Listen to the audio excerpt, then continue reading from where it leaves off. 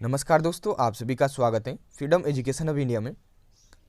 तो दोस्तों, आज की इस वीडियो के माध्यम से जो मैं आपको जानकारी देने वाला हूं, वो अपनी भारतीय सेना के संबंध में महत्वपूर्ण जानकारी देने वाला हूं। इस वीडियो के माध्यम से मैं आपको बताऊंगा कि जो भारतीय सेना है उसके कितने भाग हैं, उनसे रिलेटेड जो भी महत्वपूर्ण करंट अफेयर की 10 से बिंदु हैं उनको अपन इस वीडियो के माध्यम से कवर करेंगे। तो ये काफ़ी महत्वपूर्ण और इन्फॉर्मेटिव वीडियो होने वाला है आप सभी के लिए। इस वीडियो के माध्यम से आपको काफ़ी सारी नई बातें जानने को मिलेगी जिनका संबंध अपनी भारतीय सेना से है। आपको ज्ञात है दोस्तों कि जो भारतीय सेना के प्रकार हैं वो 4 प्रकार हैं। पहला जो प्रकार है उसमें अपन रखते हैं दोस्तों भारतीय थल सेना, जिसे अपन कहते हैं इंडियन आर्मी। दूसरे प्रकार में अपन रखते हैं दोस्तों भारतीय वायुसेना, जिसे अपन कहते हैं इंडियन एयरफोर्स। तीसरे प्रकार में अपन रखते हैं दोस्तों भारतीय नौसेना, जिसे अपन कहते हैं इंडियन नेवी। और जो चौथा और अंतिम प्रकार है दोस्तों उसमें अपन रखते हैं भारतीय तटरक्षक को, जिसे अपन कहते हैं इंडियन कोस्ट गार्ड। इस प्रकार से ये 4 भाग हैं जो कि अपनी भारतीय सेना के हैं। तो इन्हीं का अपन अध्ययन करने वाले हैं। सबसे पहले अपन बात करेंगे दोस्तों भारतीय थल सेना के बारे में। तो आपको पता है दोस्तों कि जो भारतीय थल सेना है इसकी स्थापना अंग्रेजों के द्वारा की गई थी, जो कि 1 अप्रैल 1895 ईस्वी को की गई थी। अंग्रेजों द्वारा भारतीय थल सेना की स्थापना 1 अप्रैल 1895 ईस्वी को की गई थी। वर्तमान में जो भारतीय थल सेना का मुख्यालय है ये नई दिल्ली में स्थित है, यानी कि जो हेडक्वार्टर है ये नई दिल्ली में है। अब आपको ज्ञात है दोस्तों कि प्रतिवर्ष भारतीय थल सेना दिवस कितनी तारीख को मनाया जाता है? 15 जनवरी को मनाया जाता है। अब चूंकि इसकी स्थापना तो हुई थी 1 अप्रैल को, परंतु जो भारतीय थल सेना दिवस मनाया जाता है वो प्रतिवर्ष 15 जनवरी को मनाया जाता है। इसके पीछे क्या रीजन है?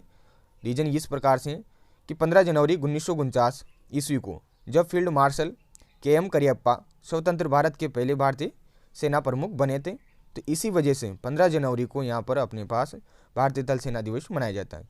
क्योंकि इससे पहले जो भी उच्च स्तर के अधिकारी होते थे भारतीय थल सेना में वो ब्रिटिश होते थे। जो प्रथम बार भारतीय सेना प्रमुख बने थे दोस्तों वो KM करियप्पा बने थे, जिन्हें फील्ड मार्शल की रैंक भी प्रदान की गई थी। ये फील्ड मार्शल की जो रैंक है ये सबसे उच्च स्तर की रैंक होती है भारतीय थल सेना में। वर्तमान में जो सबसे उच्च स्तर की रैंक है वो जनरल की है, उसके बाद लेफ्टिनेंट जनरल आता है। तो 15 जनवरी 1949 ईस्वी को अपन कह सकते हैं भारतीय थल सेना स्वतंत्र हुई थी। किसके साथ? जब भारतीय सेना के पहले भारतीय प्रमुख बनाए गए थे KM करियप्पा। तो इसी वजह से भारतीय थल सेना दिवस 15 जनवरी को मनाया जाता है। इस वर्ष 15 जनवरी 2021 को जो भारतीय थल सेना दिवस मनाया गया था उसकी क्या विशेषता है ये आपको जाननी है। ठीक है, ये काफ़ी महत्वपूर्ण है क्योंकि इस बार जो भारतीय थल सेना दिवस मनाया गया था, तो ये ध्यान रखिएगा 15 जनवरी 2021 को भारतीय सेना ने 73वां स्थापना दिवस मनाया था। ये जो 73वां स्थापना दिवस मनाया गया था ये स्वर्णिम विजय वर्ष के रूप में मनाया गया था। स्वर्णिम विजय वर्ष के रूप में क्यों मनाया गया था? क्योंकि 1971 ईस्वी का जो भारत पाकिस्तान युद्ध हुआ था उसमें अपनी भारत की विजय हुई थी। तो उसी के इस वर्ष 50 साल पूरे हो गए। इसी के उपलक्ष्य में इस वर्ष को भारतीय सेना के द्वारा स्वर्णिम विजय वर्ष के रूप में मनाया जा रहा है। और इस वर्ष भारतीय सेना ने 73वां स्थापना दिवस मनाया है। तो ध्यान में रखिएगा भारतीय थल सेना दिवस प्रतिवर्ष 15 जनवरी को मनाया जाता है। और जो इस वर्ष 73वां स्थापना दिवस है दोस्तों, ये जो 2021 का वर्ष है ये भारतीय थल सेना के द्वारा स्वर्णिम विजय वर्ष के रूप में मनाया जा रहा है। क्योंकि इस वर्ष क्या है, जो भारत की विजय हुई थी भारत पाकिस्तान युद्ध में, उसके 50 साल पूरे हो गए हैं। तो महत्वपूर्ण बिंदु है करंट अफेयर की दृष्टि से। तो अभी तक आपको पता लगा कि जो भारतीय थल सेना है इसकी स्थापना 1 अप्रैल 1895 ईस्वी को हुई थी। जो भारतीय थल सेना दिवस है ये 15 जनवरी को मनाया जाता है। जो पहले भारतीय सेना प्रमुख बने थे वो KM करियप्पा बने थे, जो कि 15 जनवरी 1949 ईस्वी को बने थे। और इन्हें फील्ड मार्शल की रैंक भी प्रदान की गई है। ठीक है, वर्तमान में जो भारतीय थल सेना के प्रमुख हैं, जिसे अपन कह सकते हैं आर्मी चीफ हैं, या फिर आप कह सकते हो थल सेना अध्यक्ष हैं, कुछ भी यहाँ पर नाम आप कह सकते हो। ठीक है, तो जो वर्तमान में थल सेना प्रमुख है दोस्तों वो मनोज मुकुंद नरवाणे हैं। तो इनका नाम भी आपको ध्यान में रखना है, मनोज मुकुंद नरवाणे। जो भारतीय थल सेना का आदर्श वाक्य है ये क्या है, ये भी एग्जाम में पूछ लिया जाता है। तो आपको ध्यान में रखना है सर्विस बिफोर सेल्फ, यानी कि स्व पूर्व सेवा। ये अपनी भारतीय थल सेना का आदर्श वाक्य है। तो इस प्रकार से जो भी महत्वपूर्ण जानकारी थी वो मैंने आपको प्रदान की है भारतीय थल सेना के संबंध में। अब अपन बात करेंगे दोस्तों भारतीय वायुसेना के संबंध में। तो जो भारतीय वायुसेना है दोस्तों इसकी स्थापना 8 अक्टूबर 1932 ईस्वी को हुई थी। इसका भी मुख्यालय नई दिल्ली में स्थित है। ठीक है। संविधान लागू होने से पूर्व इसे रॉयल इंडियन एयरफोर्स के नाम से जाना जाता था, परंतु जैसे ही अपना देश गणतंत्र हुआ, यानी कि संविधान लागू हुआ, उसके बाद जो ये रॉयल शब्द है ये हटा दिया गया और जो अपने पास भारतीय वायुसेना है ये इंडियन एयरफोर्स के नाम से जाने लगी। तो आपको ये ध्यान में रखना है कि भारतीय वायुसेना का जो नाम था पहले संविधान लागू होने से पहले वो रॉयल इंडियन फोर्स था और इसकी जो स्थापना हुई थी 8 अक्टूबर 1932 ईस्वी को हुई थी। इसका भी मुख्यालय नई दिल्ली में है। वायुसेना दिवस प्रतिवर्ष 8 अक्टूबर को ही मनाया जाता है।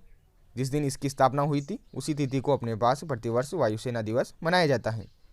वर्तमान में दोस्तों जो वायुसेना प्रमुख हैं यानी कि एयर चीफ हैं वो राकेश कुमार सिंह भदौरिया हैं, जिन्हें अपन कह सकते हैं RKS भदौरिया। तो करंट अफेयर की दृष्टि से ये नाम महत्वपूर्ण है, राकेश कुमार सिंह भदौरिया। ठीक है।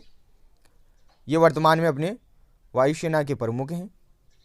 जो वायुसेना का आदर्श वाक्य है वो क्या है दोस्तों? तो भारतीय वायुसेना का जो आदर्श वाक्य है दोस्तों वह है अपने पास नभ स्पर्शम दीप्तम। संस्कृत में भारतीय वायुसेना का आदर्श वाक्य है जो कि आपको ध्यान में रखना है। तो नभ स्पर्शम दीप्तम का अर्थ होता है दोस्तों आकाश को स्पर्श करने वाले देदीप्यमान। इस प्रकार से जो भी जानकारी दी है मैंने भारतीय वायुसेना के संबंध में ये आपको ध्यान में रखनी है। वर्तमान में जो वायुसेना प्रमुख हैं दोस्तों वो राकेश कुमार सिंह भदौरिया हैं। ठीक है। अब बात करेंगे अपन भारतीय नौसेना के संबंध में। तो जो भारतीय नौसेना है इसकी स्थापना सबसे पहले हुई थी। इसकी स्थापना जब अपने पास 1600 ईस्वी में ईस्ट इंडिया कंपनी आई थी, उसके बाद 1612 ईस्वी में अंग्रेजों के द्वारा कर दी गई थी। तो भारतीय नौसेना की स्थापना 1612 ईस्वी में हुई थी। 1892 ईस्वी में इसका जो नाम था दोस्तों वो था रॉयल इंडियन मरीन। तो नाम महत्वपूर्ण है, आपसे एग्जाम में पूछ लिया जाए कि जो भारतीय नौसेना का पहले नाम था 1950 ईस्वी के पहले वो क्या था, तो आप बताओगे रॉयल इंडियन मरीन था। महत्वपूर्ण है, ध्यान रखिएगा। सन 1950 ईस्वी के बाद इसका नाम भारतीय नौसेना पड़ा। ठीक है।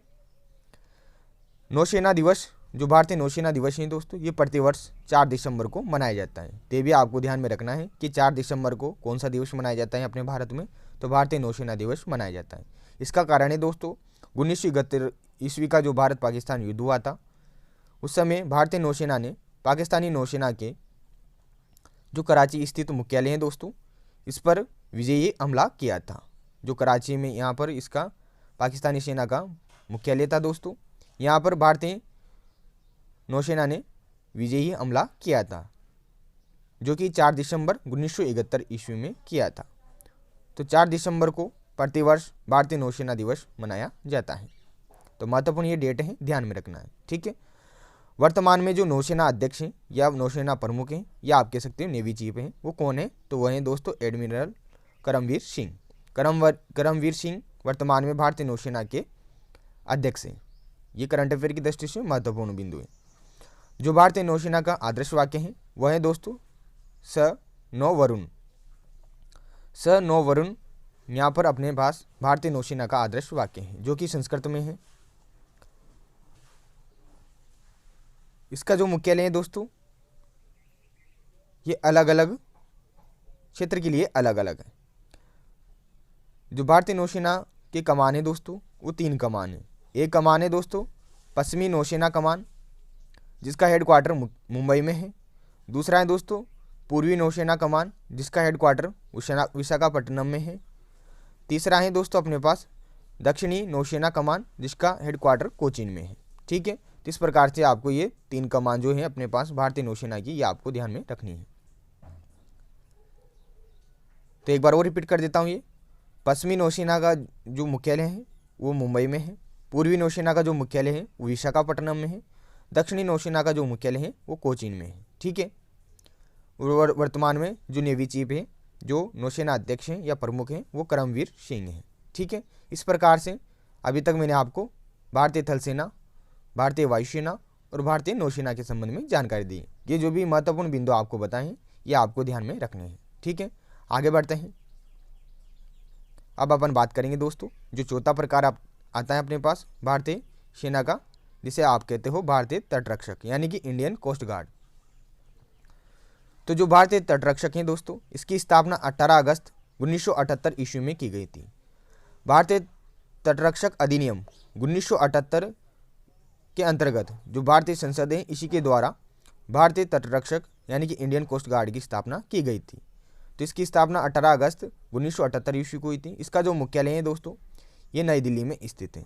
ठीक है, अपने पास भारतीय थल सेना, भारतीय वायुसेना और भारतीय तटरक्षक, इसका जो हेडक्वार्टर है दोस्तों, ये नई दिल्ली में ही स्थित है। जबकि अपने पास जो भारतीय नौसेना थी, इसका 3 अलग अलग क्षेत्रों में मुख्यालय था। ठीक है, पहला था अपने पास पश्चिमी जो कमान थी भारतीय नौसेना की, उसका हेडक्वार्टर था मुंबई में। दूसरा था अपने पास पूर्वी जो कमान थी, उसका हेडक्वार्टर था विशाखापट्टनम में। और जो दक्षिणी कमान थी, उसका हेडक्वार्टर था कोचीन में। ठीक है,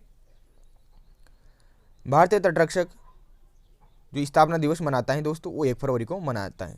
हाल ही में दोस्तों 1 फरवरी को भारतीय तटरक्षक दिवस मनाया गया था। तो ये महत्वपूर्ण डेट है, आपको ध्यान में रखनी है। ठीक है, भारतीय तटरक्षक की स्थापना 1978 ईस्वी में हुई थी, भारतीय तटरक्षक अधिनियम के अंतर्गत। इसका हेडक्वार्टर नई दिल्ली में है।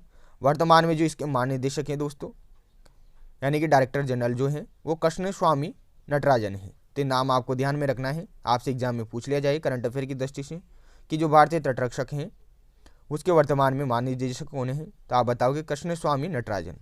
ठीक है, आदर्श जो वाक्य हैं दोस्तों भारतीय तटरक्षक का, वह है दोस्तों वयम रक्षाम, यानी कि हम रक्षा करते हैं। तो वयम रक्षाम भारतीय तटरक्षक का आदर्श वाक्य है। इसमें दोस्तों जो प्रमुख हेलीकॉप्टर हैं भारतीय तटरक्षक के, उनमें 2 नाम आपको ध्यान में रखनी है, HAL चेतक और HAL ध्रुव। तो चेतक और ध्रुव ये दोनों क्या हैं, भारतीय तटरक्षक के प्रमुख हेलीकॉप्टर हैं। जो भारतीय थल सेना के और भारतीय वायुसेना के जो प्रमुख लड़ाकू विमान है, उसके संबंध में आपको आगे जानकारी दूंगा दोस्तों, क्योंकि अपन एक और टॉपिक कंप्लीट करेंगे। जो भारतीय सेना के प्रमुख अभियान है दोस्तों, उनके संबंध में मैं आपको वीडियो बना के देने वाला हूं। तो उसमें आपको और भी बहुत सारी जानकारियां प्रदान करूंगा, क्योंकि भारतीय सेना के अभियान से भी क्वेश्चन पूछा जाता है एग्जाम में। जो भारतीय तटरक्षक हैं दोस्तों, इसे 5 भागों में बांटा गया है। पहला भाग है दोस्तों पश्चिमी क्षेत्र। तो पश्चिमी, वैसे मुख्य रूप से जो इसका हेडक्वार्टर है वो नई दिल्ली में, परंतु अलग अलग क्षेत्रों में इसे डिवाइड किया गया है। पश्चिमी क्षेत्र का जो हेडक्वार्टर है दोस्तों, ये मुंबई में है। पूर्वी क्षेत्र का जो हेडक्वार्टर है दोस्तों, ये चेन्नई में है। उत्तरी पूर्वी क्षेत्र का जो हेडक्वार्टर है दोस्तों, ये कोलकाता में है। चौथा है अंडमान व निकोबार क्षेत्र, तो इसका हेडक्वार्टर पोर्ट ब्लेयर में है। और अंतिम है उत्तरी पश्चिमी क्षेत्र, इसका हेडक्वार्टर दोस्तों गांधीनगर में है। ठीक है, तो इस प्रकार से आपको क्या ध्यान में रखना है, भारतीय तटरक्षक के संबंध में जानकारी ध्यान में रखनी है। ठीक है, अब ये नोट भी आप ध्यान में रखिएगा। ग्लोबल फायर सूचकांक के अनुसार भारतीय सेना विश्व की 4थे नंबर की सबसे ताकतवर सेना है। तो ये सूचकांक काफी महत्वपूर्ण है, आपसे एग्जाम में प्रश्न पूछ लिया जाए कि विश्व रैंकिंग, या फिर ये नाम दे दे ग्लोबल फायर सूचकांक के अनुसार जो भारतीय सेना है इसका विश्व में कौन सा स्थान है, तो आप बताओगे 4था स्थान। तो ये महत्वपूर्ण बिंदु है एग्जाम की दृष्टि से। तो अपनी जो भारतीय सेना है ये विश्व की 4थे नंबर की सबसे ताकतवर सेना है। फर्स्ट नंबर पे दोस्तों अमेरिका की सेना आती है, यह आपको ध्यान में रखना है। अगला है वर्तमान में जो प्रथम CDS है, चूँकि अभी वर्तमान में दोस्तों 2019 में नरेंद्र मोदी जी के द्वारा एक और पद सृजित किया गया था दोस्तों डिफेंस में, जिसका नाम रखा गया था CDS, यानी कि चीफ ऑफ डिफेंस स्टाफ। ये पद सृजित हुआ था और जो प्रथम CDS बनाए गए हैं दोस्तों, वो पहले जो अपने पास आर्मी चीफ रहे थे बिपिन रावत, इनको बनाया गया है। तो वर्तमान में और पहले जो CDS बने हैं यानी कि चीफ ऑफ डिफेंस स्टाफ बने हैं, वो बिपिन रावत बने हैं। तो ये महत्वपूर्ण बिंदु है करंट अफेयर की दृष्टि से, तो ये भी आपको ध्यान में रखना है। तो इस प्रकार से जो भी ये महत्वपूर्ण बिंदु थे उसके संबंध में मैंने आपको जानकारी दी है। ठीक है, तो सभी विद्यार्थी क्या करेंगे, इस सभी जानकारी को अपने रजिस्टर में नोट डाउन कर लेंगे ताकि अच्छे से आपको याद हो जाए। तो आशा करता हूं दोस्तों ये जानकारी आपको पसंद आई होगी। जानकारी अच्छी लगी हो तो प्लीज़ वीडियो को लाइक कर दीजिएगा। चैनल पर अगर पहली बार विजिट कर रहे हैं तो चैनल को सब्सक्राइब कर दीजिएगा और इस वीडियो को अपने दोस्तों के साथ जरूर शेयर कीजिएगा जो भी कॉम्पिटिटिव एग्जाम की तैयारी कर रहे हैं उनके साथ। बाकी आपको इतनी सी जानकारी वैसे भी होनी चाहिए, आप एक भारतीय हो तो भारतीय सेना के संबंध में आपको जानकारी होनी चाहिए। ठीक है, तो मिलते हैं अगले वीडियो में, तब तक के लिए धन्यवाद। जय हिंद, जय भारत।